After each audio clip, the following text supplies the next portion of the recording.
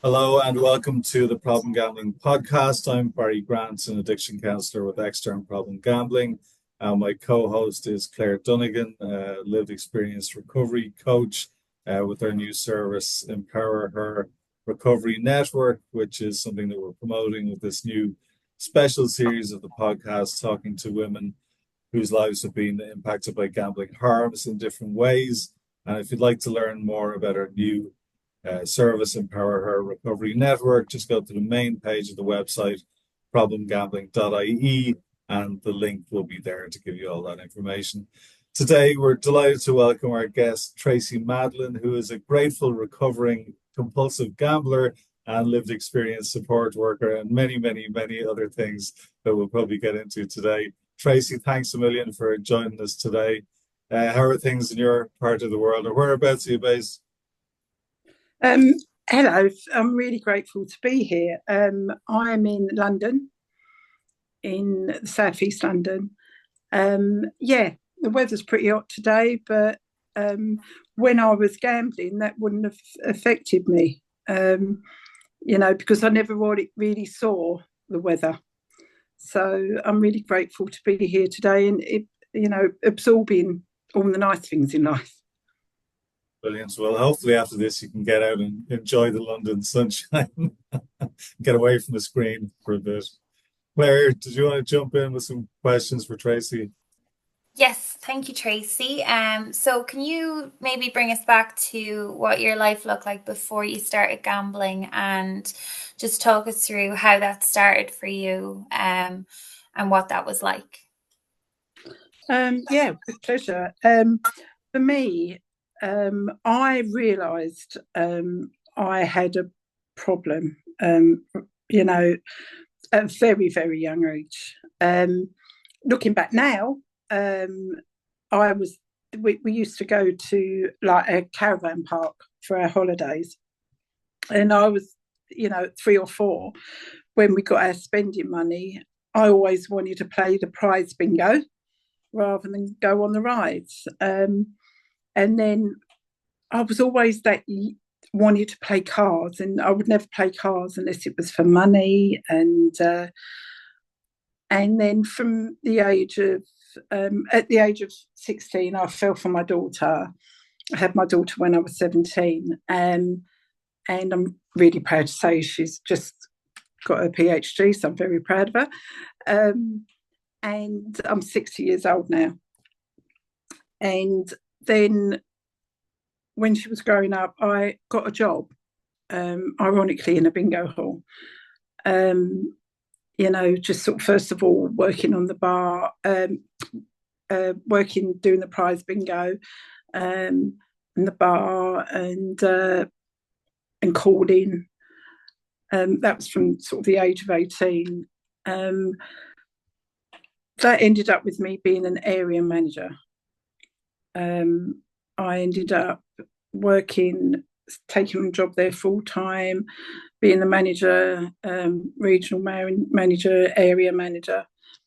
But within this time, I was a foot-based gambler because I'm old, before the internet, and I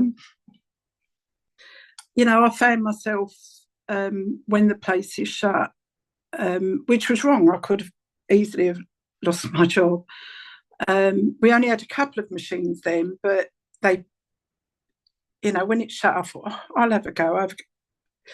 There was always that trait within me, and I crossed that invisible line at a very, very, very young age. Literally before I was 20. That I felt like, for me, it was like while I was doing that, I wasn't worried about anything else.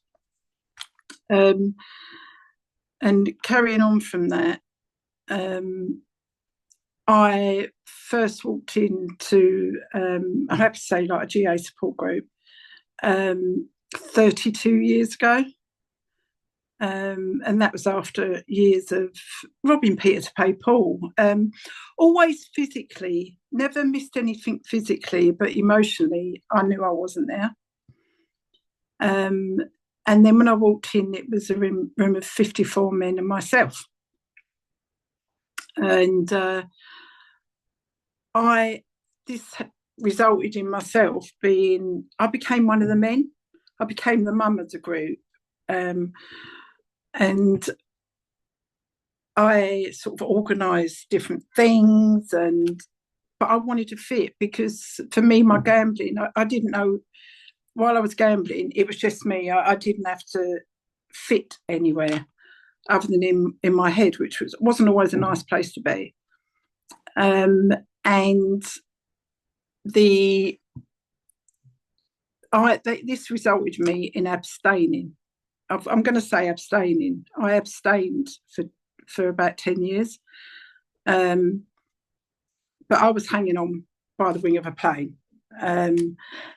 And so after that 10 years, I broke out. I mean, in the last 32 years, I broke out 4 times. One of those times lasted 18 months. And within that 18 months, my blood pressure went so high that it literally blew a gasket and resulted in me having 7 strokes, one of them a major stroke, and ended up in hospital for 18 months. Not losing the ability to walk and talk. Luckily, I was 5 minutes away from a hospital, and I was there, and I had physiotherapy within 24 hours. But it nearly took my life. And within that, it resulted in me having 2 nervous breakdowns, because I didn't know where I fitted. Any time I had counselling, and it wasn't cancer's fault. I dealt with the problem that was I had I had trauma in my young life, and I was sort of attacked by, I'd like to put it that way, by 5 people, resulting in 3 of them being put into prison. I just put it in a box. And I think for me, gambling, while I was gambling, I wasn't thinking about any of these things. But after that breakout, I went back to school. After my first breakout, before my strokes, I went back to school and I went to university. I actually somehow got a social science and law degree. But in this time I was at university. My daughter was at university, and I was running a pub, doing a degree, doing a multitude of jobs, some of them not that savoury. And I can remember one of the times I got my bursary, and I lost my whole bursary by the time I got home. But I was, I got into that hamster wheel of, I'll get through it. Also within this time, I got married at a very young age to my daughter's dad, divorced when I was 21. And I've been married twice since, and my last husband passed away. But we'd been separated because we realised I'd done a lot of things for the wrong reason in my life.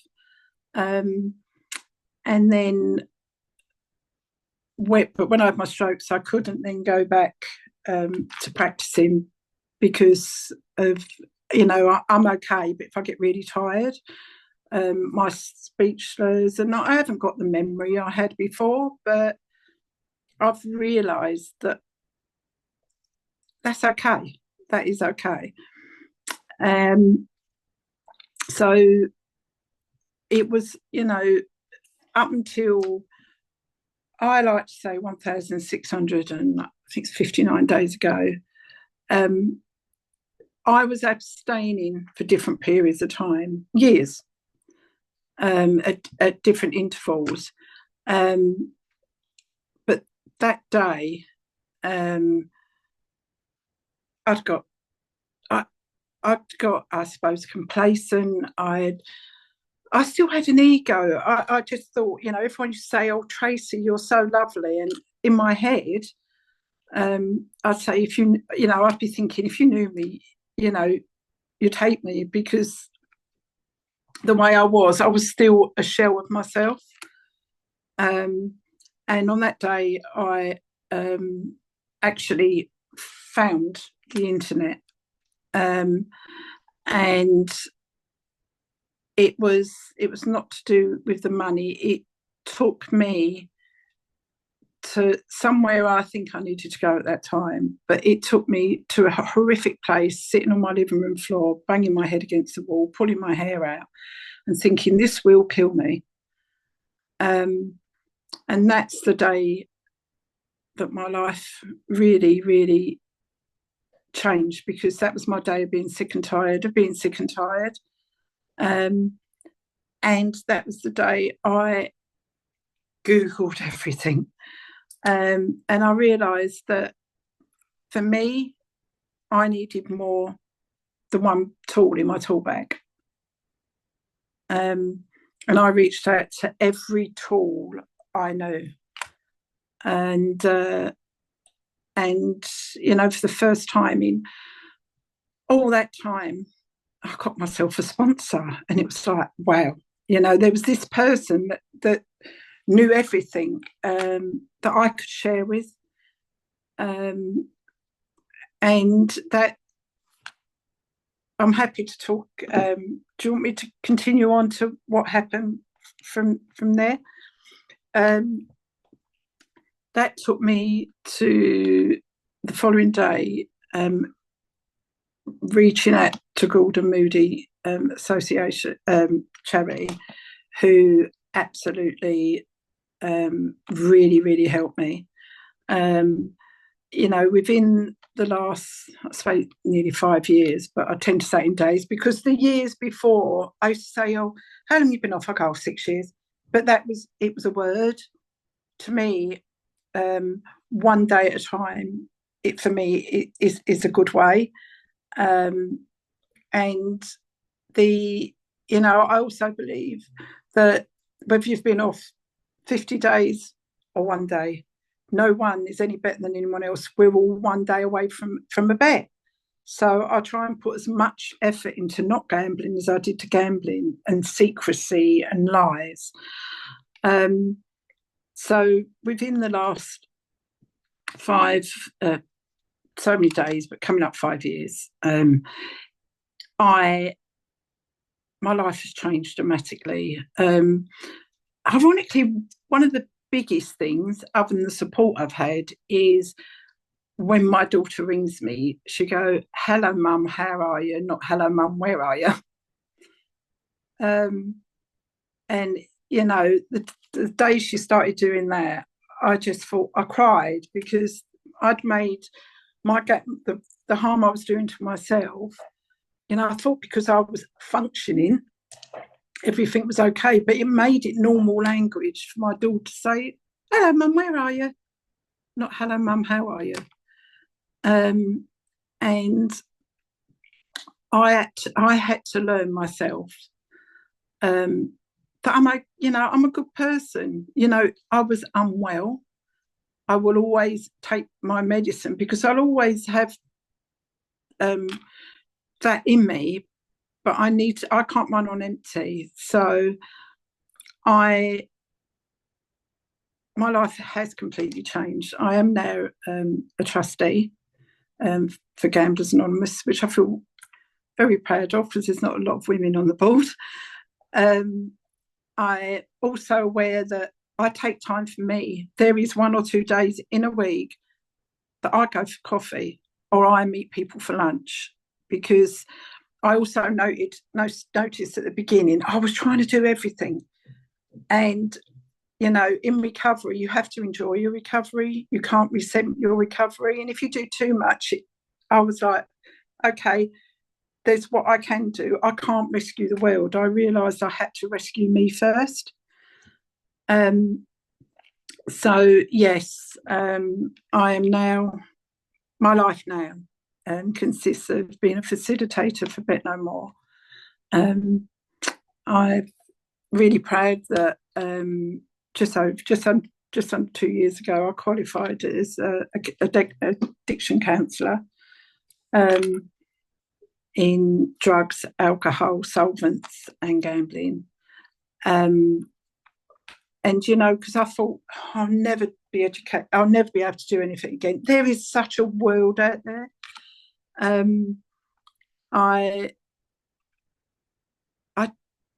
I feel really grateful for the life I've got now. Bet No More have been amazing, and they gave me a little award for being a volunteer, and I was like, oh my God, it was. And also Epic Restart, they gave me, for me, if someone was treated me badly before, because I had no self-confidence, because I thought I was a bad person, and I'm not. I'd say, it's okay, don't worry about it. I couldn't accept an apology, or and they taught me it's okay. Someone says something rude to me now, and they apologize, I go, thank for your apology, I wish you well. Because with gambling, for me, I found, if we let a trigger for me would be letting things have free rein in my head. And because I would have tripped, any excuse, good news, bad news, the neighbour's dog passed away, anything would take me to my pot and give me an excuse. But now, I've learned I'm okay. I'm okay. I'm a good person who was unwell, and just really grateful for the opportunities that I'm getting in life now. But I also know that it's okay to say, no, actually, I have to come first. And as a woman, that was really hard. It was really hard in certain times, because we automatically want to fit when we first go into recovery, and people like, I understand you. And it was like yesterday evening, there was 28 women on a women's preferred GA meeting, and it was, everybody gets me. We do walks. For Gordon Moody, I just set up walks, and it's called the Bridge to Freedom, and that's what it feels like. We walk across 7 bridges in London, and don't have to get sponsorship. If you want to, you're more than welcome to. It's about women supporting women, and and their families, because all of this has a ripple effect. And I thought I was doing all right in that department until I realised my daughter said, "How are you? Not where are you?" So yeah, my life now is, I've got something that I could never win, buy, or anything. It's peace of mind. Peace of mind. And even in life, we have things thrown at us. In that time, my husband, even though we were separated, we're best friends, passed away.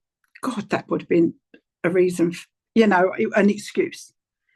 I still have days where I think, oh, but then, I realise I can pick up the phone and say, actually, can you help me? Having peers, sponsors, and a lot of people tend to do it to me. I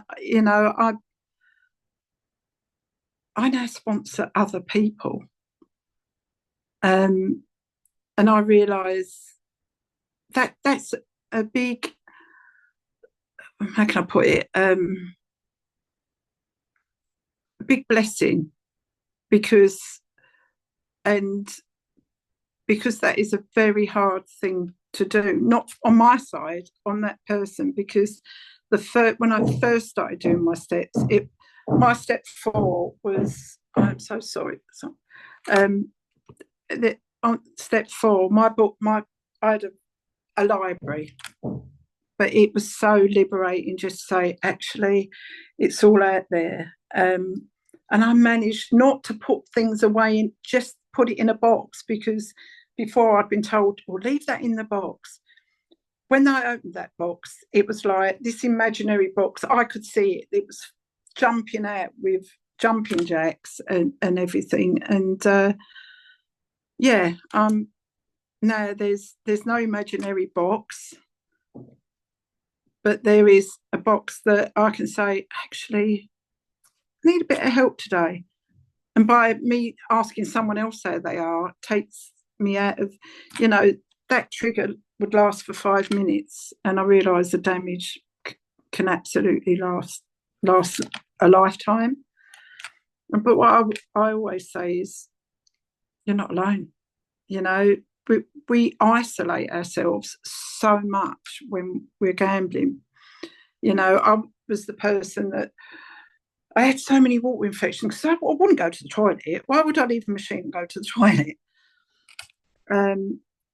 And ended up paying 4 machines because I did not want anybody to be beside me. It's given me choice. It's given me choice to actually go in Marks and Spencer's and buy a meal deal, not go in Marks and Spencer's to get the cheapest thing to get cash back because I can't get any more money out of the bank. So I used to pay £50 for a packet of chewing gum. But now, if ironically, if I'll buy a Marks's meal deal or have a coffee.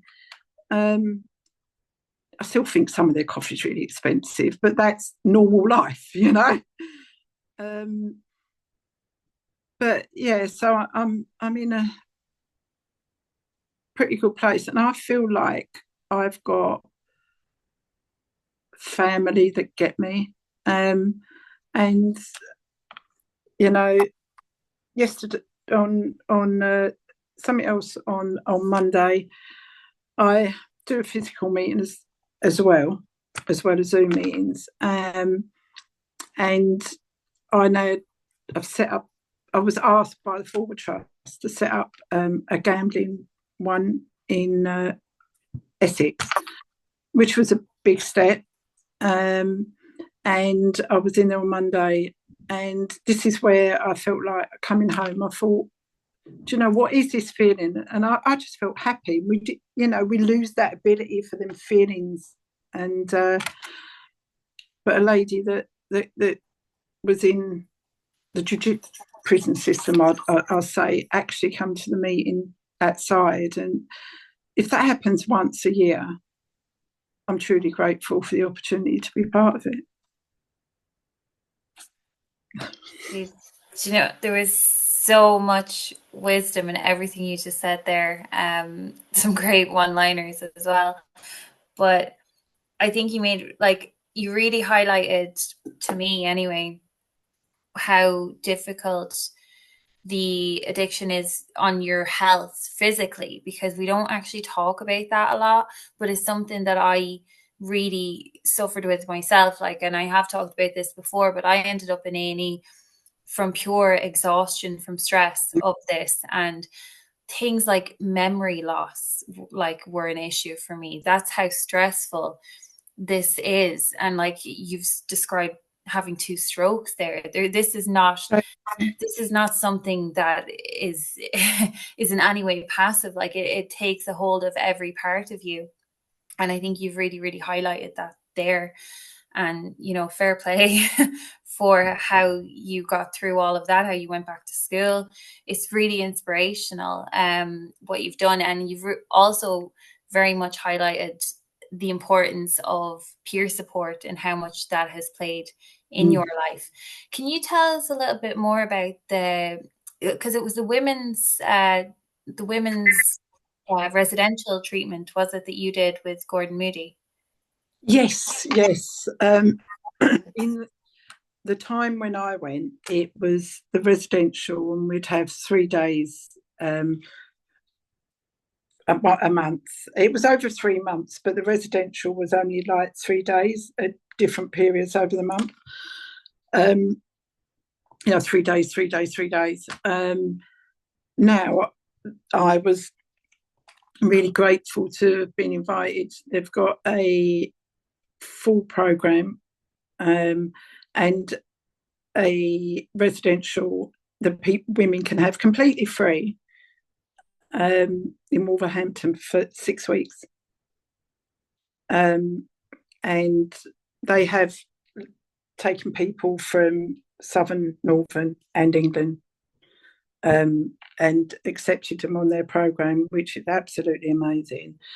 Knowing that there was a peer there that, that was the first place I went, and having peers but people with lived experience, I think, was so important, because 3 of the peers there had lived experience, and I was like, I want what they've got.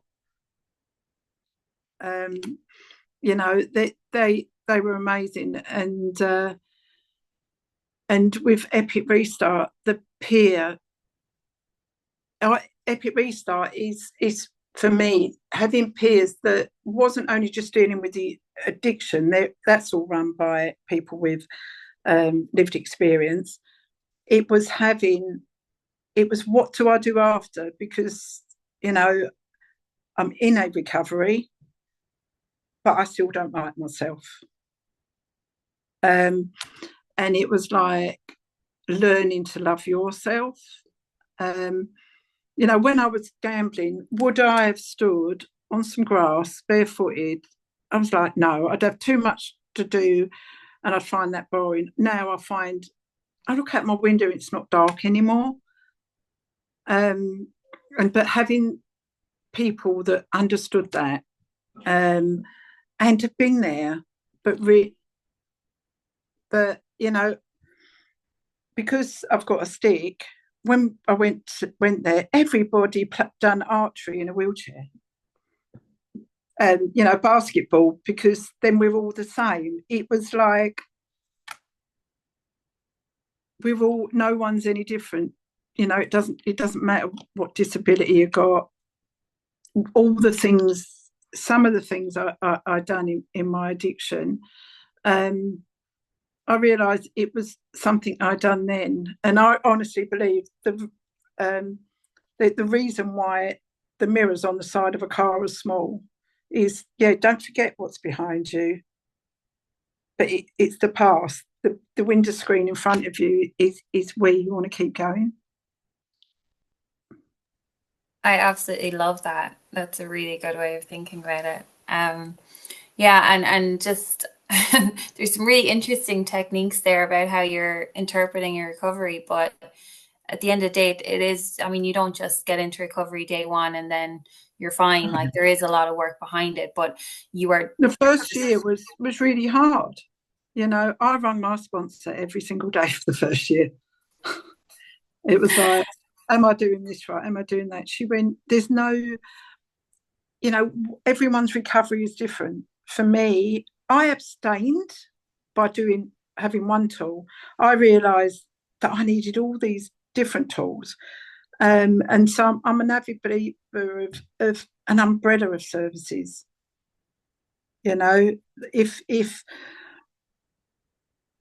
I realised I needed more than one tool, and a lot of people do. Some people can walk into a room and that's it, I'm not doing it anymore. But especially as a woman, they can there's a lot of trauma, and there is a lot in men's as well. But having a safe space to talk to another woman about that who's got lived experience is so important. So important. I told my sponsor even thoughts I had as well as what had happened, and I lived my life on a lot of resentment, but then resentments are gone. I still get you know, we still have the odd day where we're like, oh. But then I just think, actually, if I can't change it, if I let it control me, it could trigger me to a behaviour. My bad behaviour was gambling. So, you know, someone blocked us in a, went to see a cricket match the other day, only like a local one, and got blocked in. And my partner was like, oh, we should complain. I went, there's 5 cars blocking you in, there's 1,000 people here. Let's go and get coffee. They will go because they've got to go home. We're not in a rush. We wasn't rushing, you know, to anywhere else. And that's what, for me, having peers and learning about myself has given me, because we went and had a coffee. We came back 10 minutes later. One of the cars had gone. Within half an hour, both the cars are gone. The cricket match finished. They were going to go. We left just before the end because we thought we'd leave. But, and because otherwise, all them sort of things just creates an anger. And I just think, oh, no. But I also, through talking to other people, especially with lived experience and having access to services, has enabled me to know not everything I think is right, but if something's really affecting me, to talk about it. And it's having that space to do it, and it's so needed, so needed. Absolutely, and that's what we're aiming for here as well. And you have talked about your work with New Beginnings, which is a women's program, and also that you're doing the work with the prison service. So can you tell us what that's like, and how you're finding, you know, the women who you're working with, like how they respond to you? Well, within New Beginnings, it's life affirming. It's New Beginnings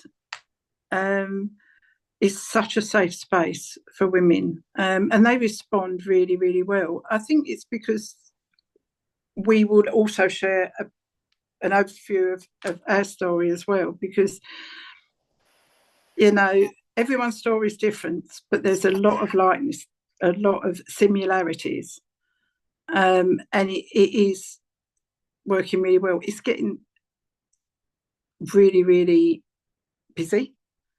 There's a lot of cohorts going on at the same time, and that shows there's such a need for it. With going into the prisons, I find it a privilege, because, you know, in some ways I should have been there. And it's really nice because I do lived experience people have come in with me. One of the ladies in particular who came in was actually in that prison 3 years ago, and now she works within the lived experience circle. And so when the lady said, oh, you don't, you know, that I would happily to tell my story, and I've never had a problem with it. But when someone says, you know, I said, I can understand how you feel with the gambling, with the urge, with the addiction, and a lot of people do cross addict in the gambling, because one can counteract the other. And this lady said, I get you. I was in that wing, and there is life after gambling. That's how it changes. And like on Monday, one of them ladies walked into a meeting, so it's so desperately needed. But it's, you know, a lot of addictions within the judiciary. If you go to the doctors and you say, I've got a drink problem, drug problem, they know what to do. You know, they have an avenue. So, you know, they're just coming to realise gambling in England has got the highest suicide rate of any addiction, which is frightening because no one can see what's going on in your head.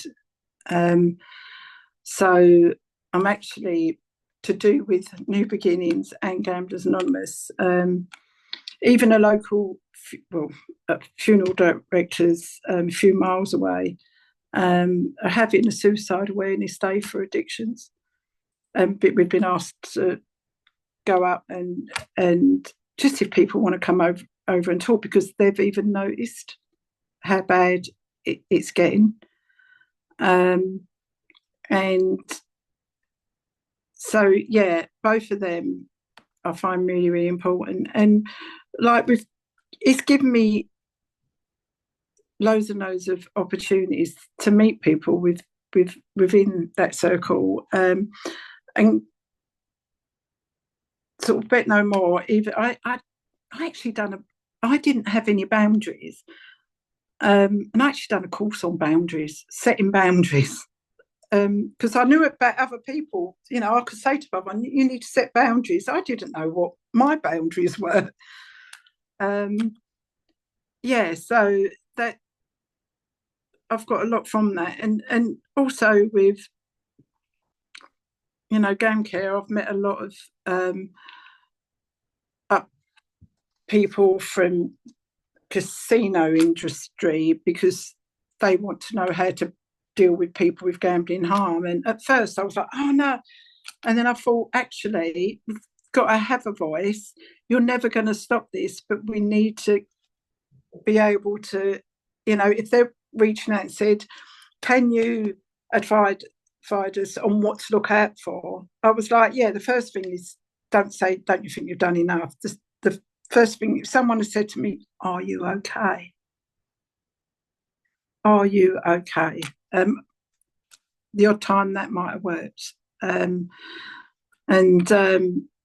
So, yeah, I feel my life is a recovery-based life. My son-in-law is in another fellowship, and so there's no secrets in our family. We're all recovery-based, so much so that at Christmas, my son-in-law my daughter puts up a Christmas tree, 2 Christmas trees, and one of them's got all these recognitions on, and they, you know, you get more on it each year, and but that is, I think it's given me, through, you know, having the privilege to do these different things, for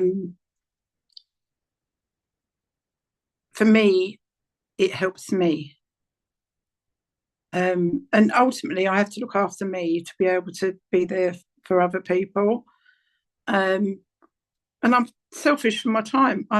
I don't make time to see my family. I visit my family because I'd always try and fit it in. I'll do that this day, but I was always physically there, but not always present. So, you know, my granddaughter, who's now 24, you know, last week she rang me up and she went, Nanny, I've got something to tell you. She'd been courting for about 5 months, but she didn't tell me because she said, I wanted to know you're special because you're special to me. That sort of thing I hear everything now. So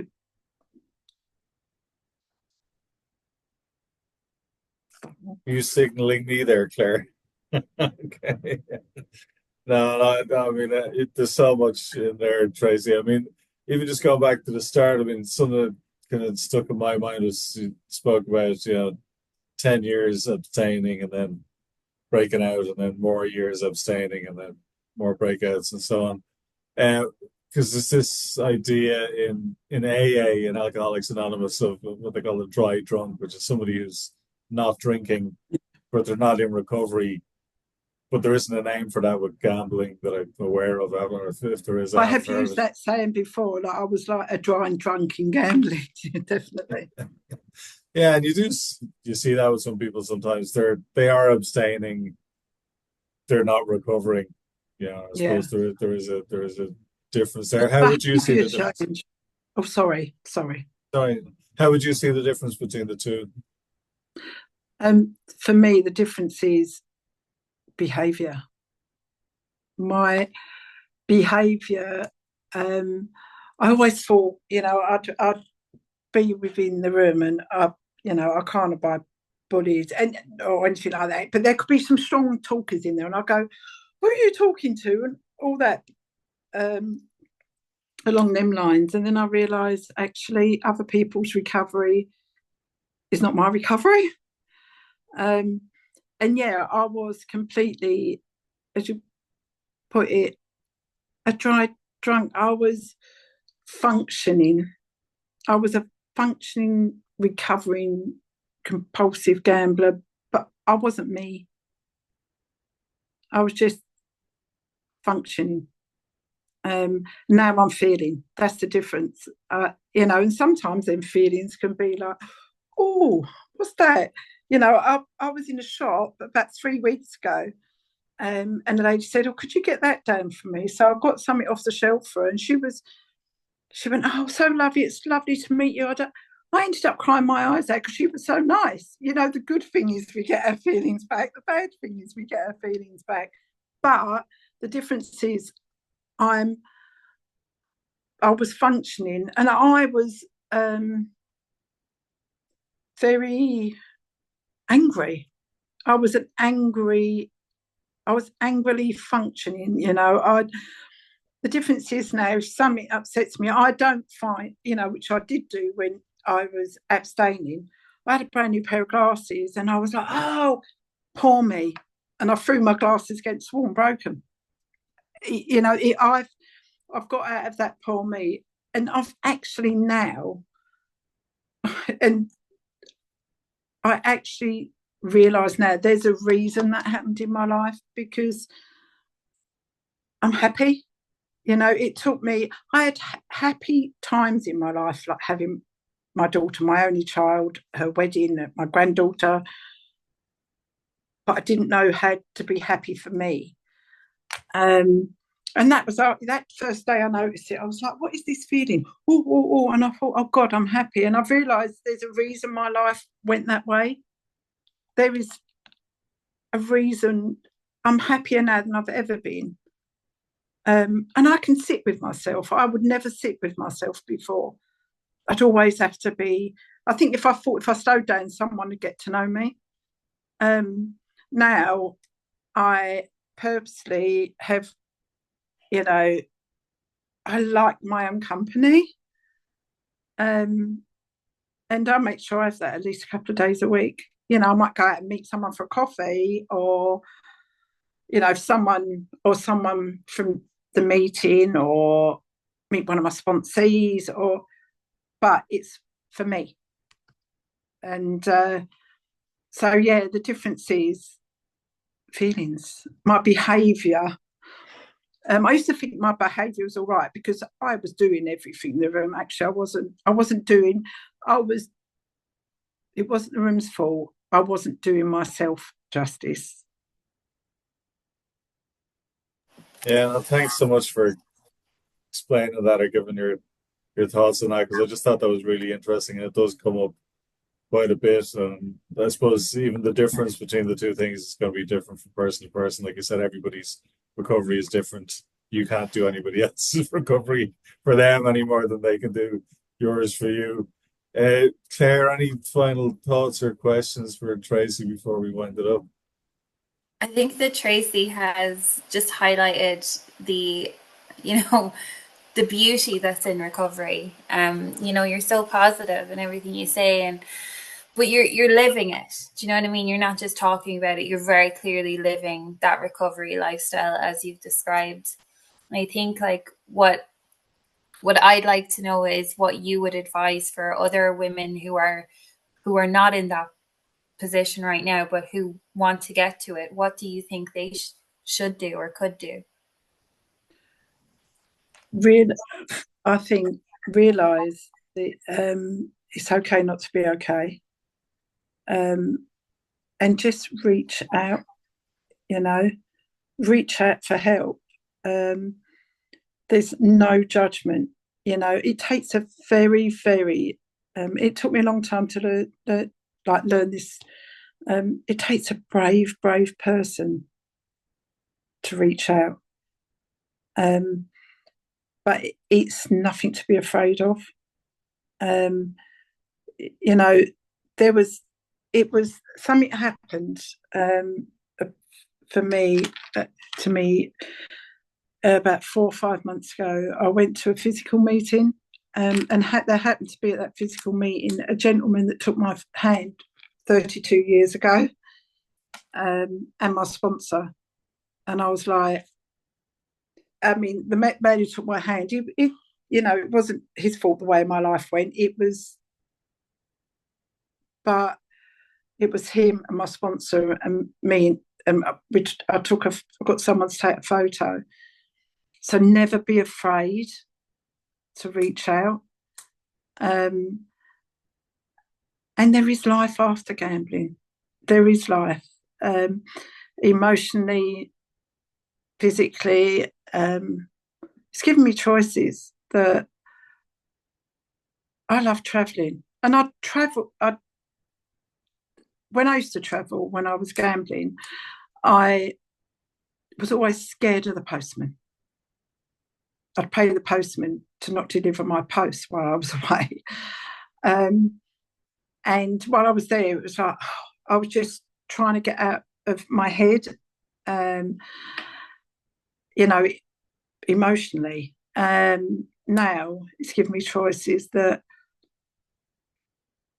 to go away for a weekend. It's given me choices to go on holiday and appreciate the beauty that's out there. So if someone's struggling, don't be, you're never alone. Just put out your hand and someone will be there. And also remember, I believe we always, because we judge ourselves so much, that we automatically assume other people will judge us. And 99% of the case, that is not true, because relief is more that I've seen. When I've been talking to other ladies, it was like, I knew something was wrong. I'm glad you're getting help for it. So never be afraid. There shouldn't be a stigma, any judgment or anything. We're human beings. Just reach out. That's the main thing. And reach out and use as many tools as you need, one day at a time. That's great advice, Tracy. We'll wind it up there for today. And thank you so much for sharing your experience with us today. It was brilliant. And you have such a positive attitude, and that's always great. I suppose maybe that's part of the difference between recovery and abstaining as well, is that you're such a an advocate for recovery now, such a poster woman for recovery as well. Okay. Just always remember, it's not an easy journey, and there has been bad things happen, but you know, I'm only the place I am because of other people helped me. And you know, I talk a lot, and for me, I just like to give a bit back, but I'm no different from every woman on here, and man. You know, if we're good people, we were just unwell, and we need to keep taking our medicine for it. Well, that's great words to finish up on. Thanks so much, Tracy Madlin. Grateful recovering compulsive gambler and lived experience support worker, and many other things. Thanks for giving us your time today, and goodbye, dear listener, until next time. Bye bye.